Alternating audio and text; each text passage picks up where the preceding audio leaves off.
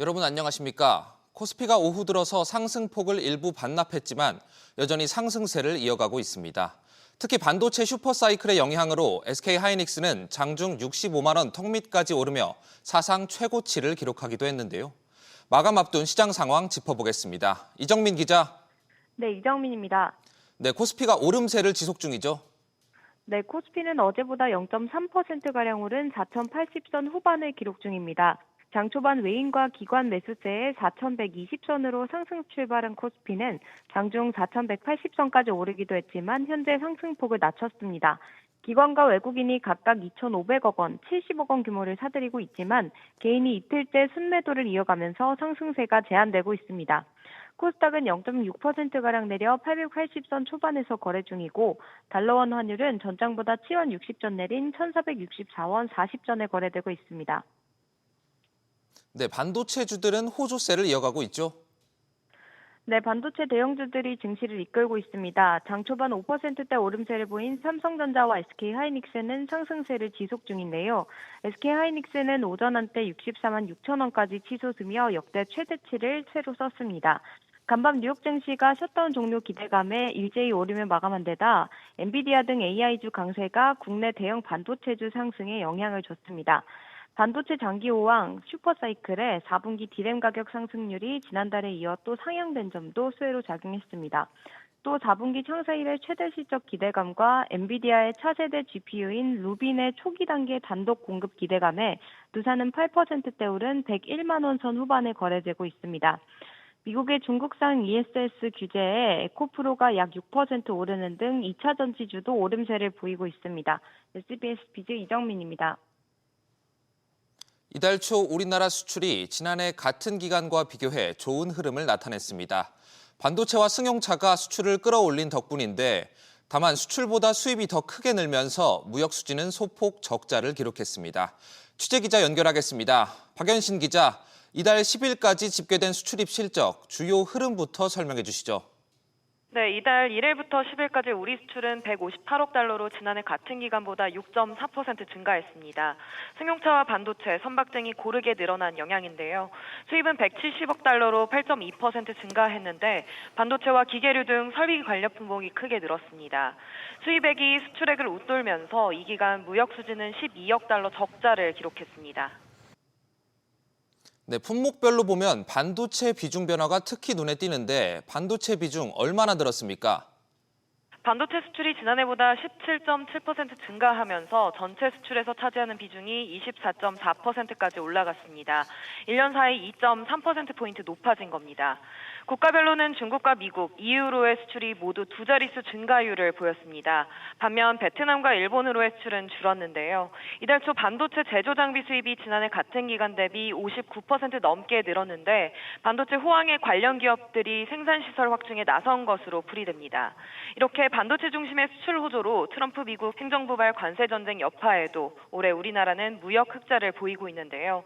올 1월부터 이달 10일까지의 누적 수출액은 5,949억 8,700만 달러로 1년 전보다 2.4% 늘어 수입액을 웃돌면서 551억 달러의 무역 흑자를 기록했습니다. SBS 비즈 박연신입니다. 기준금리를 0.25%포인트 내리면 2년 뒤 집값은 56% 정도 오른다는 한국은행의 분석이 나왔습니다. 주택가격 상승에 대한 기대가 합리적이지 않고 과도하다는 건데요. 취재기자 연결하겠습니다. 오서영 기자.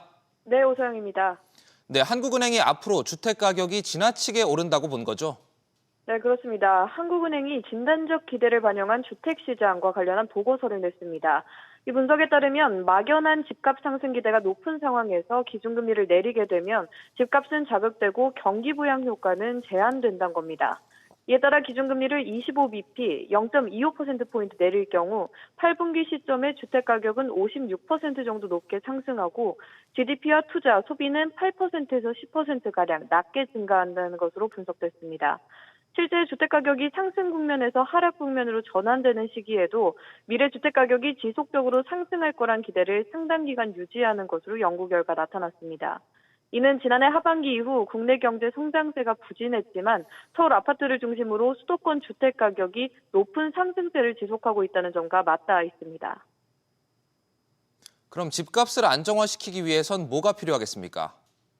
네, 한은은 주택시장과 관련한 대책들이 일관성 있고 지속적으로 추진돼야 한다고 봤습니다. 이 진단적 기대로 인한 부정적인 영향을 완화하기 위해선 과도하게 주택가격 상승 기대가 형성되는 걸 막아야 한다는 겁니다. 특히 지금처럼 주택가격의 상승세가 지속되는 상황에선 경기 부진에 대응한 통화정책 완화 시에 거실 건전성 정책이 강화될 필요가 있다고도 강조했습니다. 올 하반기 3연속 금리를 유지한 한국은행 금융통화위원회가 이달 말 금리를 인하할지 주목됩니다. SBS 비즈 오서영입니다. 금융사 임원들의 보수를 주주가 직접 통제하고 사고가 나면 성과급을 환수하는 제도가 추진됩니다. 최근 이딴 금융사고로 책임 경영 요구가 커지자 단기 실적 위주의 보상 관행을 바로잡겠다는 취지입니다. 취재기자 연결합니다. 이한승 기자. 네, 이한승입니다. 네, 임원 보수는 지금도 주총에 보고되고 있지 않나요? 네, 현재는 주총에서 회사 임원의 총 보수만 승인받도록 돼 있는데요. 개별원 보수까지도 주총에 보고하도록 의무화하는 제도를 금융당국이 검토 중인 상황입니다. 미국과 영국 등에서 이미 도입한 제도로 세이온페이라고 불리는데요. 주요 임원들의 개별 보수를 주총에 보고하고 주주들이 해당 안건에 반대할 경우 표결에 나설 수 있습니다. 내부 통제나 소비자 보호에 실패한 금융사 임원을 주주가 직접 평가하고 보수를 통제할 수 있는 장치가 생기는 셈입니다. 네, 성과급 환수 제도도 생긴다고요? 네, 금융사고가 발생할 경우 관련 임직원의 기존 성과급을 환수하겠다는 겁니다. 단기 성과주의에 매몰되는 것을 방지해 금융사고 발생을 줄이고 금융사 임원들의 성과급 잔치를 막기 위한 수단으로 해석되는데요. 금융당국은 환수의 대상과 범위 등에 대해 논의 중이며 법제화까지도 시도하겠다는 것이라고 설명했습니다. 금융당국이 세이온페이와 관련해 지난 2018년부터 관련 법안을 제출했었는데 2번이나 폐기가 됐는데요. 이번에 보수 환수까지 함께 고려해 금융회사 지배구조법 개정을 검토하겠다는 계획입니다. 다만 아직 내부 검토 중인 만큼 법안 발의 시점 등을 특정하기는 어렵다는 입장입니다. 이에 한 금융지주 관계자는 금융사고 책임을 성과급 환수로 물을 경우 개별 임원들의 소송이 이어질 것이라며 금융소비자 보호 방법이 이것밖에 없는지 의문이라고 반발했습니다. SBS 비즈 이한승입니다. 우리나라 고령층 5명 중 4명이 직접 생활비를 마련하는 것으로 나타났습니다. 또 국민의 절반 이상은 자식 세대의 계층 상승 가능성이 낮다고 응답했는데요. 취재기자 연결합니다. 정보윤 기자. 네, 정보윤입니다.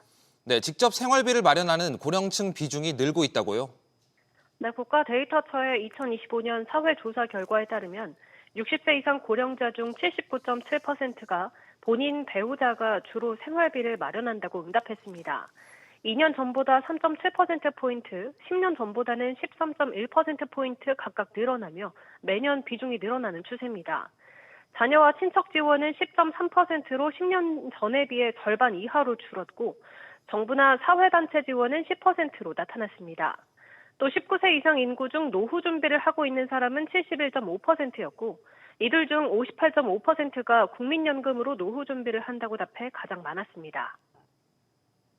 네, 그런가 하면 계층 상승 가능성에 대해 비관적으로 보는 사람이 더 많다고요? 네, 19세 이상 인구 중 54%가 자식 세대의 계층 상승 가능성이 낮다고 응답해 2년 전보다 0.1%포인트 올랐습니다. 본인 세대의 계층 이동 가능성에 대해서는 2년 전보다 1.9%포인트 낮아진 57.7%가 낮다고 응답했습니다. 사회 경제적 지위가 중층이라고 생각하는 비율은 61.6%로 2년 전과 같았고 상층은 0.8%포인트 증가한 3.8%, 하층은 0.8%포인트 감소한 34.6%였는데요.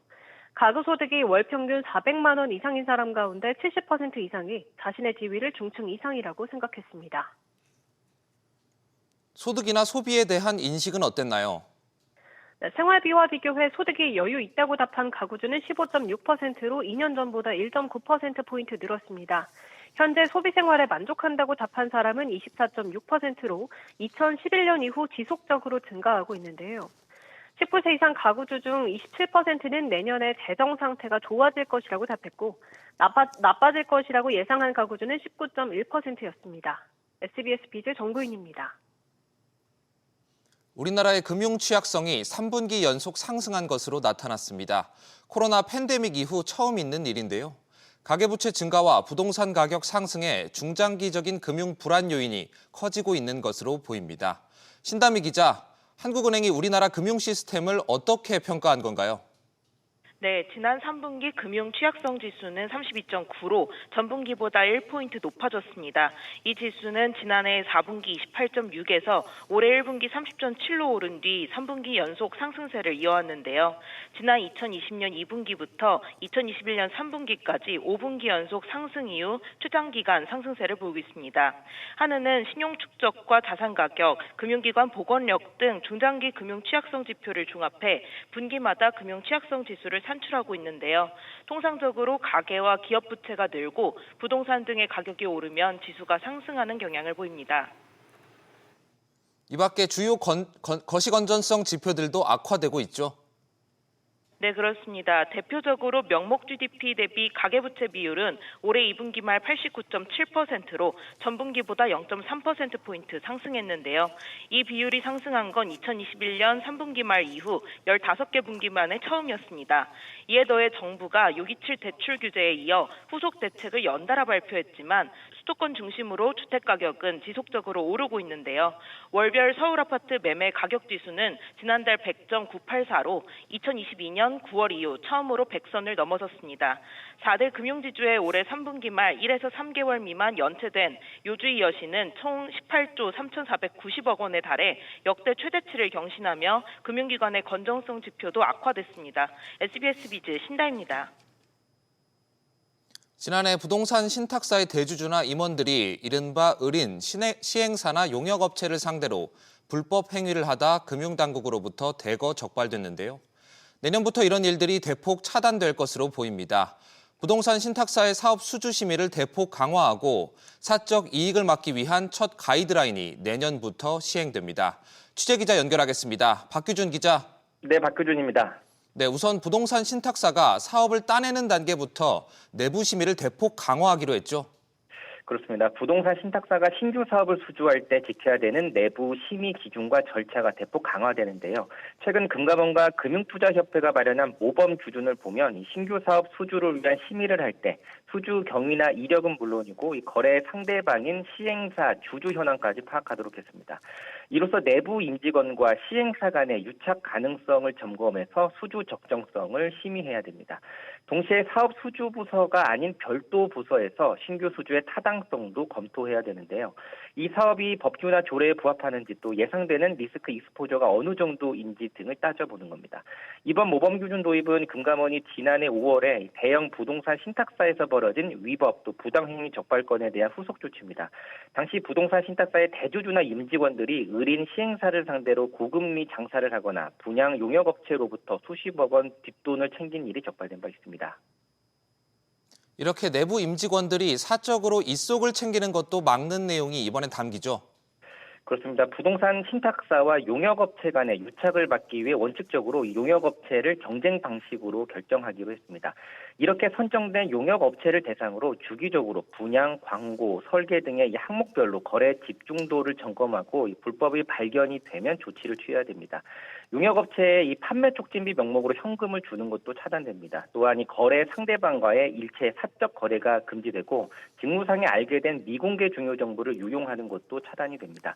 말씀드린 이번에 첫 모범 규준 내용은 내년 1월 13일부터 시행됩니다. SBS 비즈 박규준입니다. 대규모 미정산 사태로 기업 회생 절차를 밟던 위메프에 법원이 결국 파산 결정을 내렸습니다. 위메프를 통해 물건을 사거나 판 사람들이 못 받은 6천억 원가량의 피해액은 돌려받기 어려운 상황인데요. 취재기자 연결합니다. 정광윤 기자, 결국 회생은 어렵다는 결론이 나왔군요. 네, 서울회생법원은 위메프의 회생 절차를 중단하고 파산을 선고했습니다. 지난해 7월 대규모 미정산 사태가 불거지고 기업 회생을 신청한 지 1년 4개월 만인데요. 팀원과 달리 인수자를 끝내 찾지 못한 채 공중분해되는 결말을 맞게 된 겁니다. 앞서 재판부는 사업을 청산할 때 가치가 계속할 때 가치보다 크다는 것이 밝혀졌고 법원이 정한 지난 9월 4일까지 회생 계획안 제출이 없었다고 밝혔는데요. 위메프의 계속 기업 가치는 마이너스 2,234억 원, 청산 가치는 134억 원으로 조사됐습니다. 지난달 미정산 피해자들은 회생 절차를 연장해달라며 항고장을 냈지만 법원이 보증금 30억 원을 요구했고 마련하지 못하자 각하했습니다. 그럼 이제 피해자들은 어떻게 되는 겁니까? 사실상 한 푼도 받지 못할 것으로 보입니다. 파산 절차에선 직원들의 밀린 임금과 퇴직금, 세금을 먼저 변제하고 남은 돈을 일반 채권자들에게 갚도록 돼 있는데요. 위메프의 총 자산은 486억 원이고 부채 총계는 그 10배에 가까운 4,462억 원입니다. 피해자 규모는 물건을 팔고 대금을 정산받지 못한 판매자와 돈을 내고 물건을 받지 못한 소비자를 합쳐 10만 8천여 명이고 총 피해액은 5,800억 원 수준으로 전해졌습니다. 피해자들로 구성된 비상대책위원회는 법원의 이번 판결에 대해 10만 피해자들은 구제율 0%, 즉 한 푼도 돌려받지 못한다는 사망 선고를 받았다며 국가와 제도 그 어디에서도 보호받지 못했다고 지적했는데요. 온라인 플랫폼 사기 피해자 재발 방지를 위한 특별법 제정 등을 위해 계속해서 목소리를 낼 것이라고 강조했습니다. SBS 비즈 정광윤입니다. 정부가 구글이 신청한 고정밀 지도 반출에 대한 결론을 한 차례 더 미뤘습니다. 보완 신청서를 제출해야 한다는 이유에서인데요. 취재기자 연결하겠습니다. 김한나 기자. 네, 김한나입니다. 구글이 구체적으로 어떤 서류를 내야 한다는 건가요? 구글은 지난 9월 기자간담회를 열고 안보시설 가림 처리와 좌표 노출 금지 등 우리 정부의 요구 3가지 중 2가지를 받아들이겠다고 밝혔는데요. 다만 구글이 관련 내용을 포함한 보완 신청서를 추가로 제출하지 않으면서 협의체는 이번 회의에서 정확한 심의가 어려웠다고 설명했습니다. 이에 협의체는 국토교통부가 구글에 내년 2월 5일까지 보완 신청서를 제출하도록 의결하고 해당 기간 동안 심의를 보류하기로 결정했습니다. 앞서 정부는 국내 서버 설치 조건도 제시했으나 구글은 해당 내용에 대해선 수용하지 않은 상황입니다. 국토부 관계자는 구글에 보완 신청서를 제출하라고 말할 의무가 없다며 추가 확인이 필요하다는 협의체 내 의견이 있어 기회를 줬다고 설명했습니다. 여기에 애플도 지도 반출을 요청한 상태죠.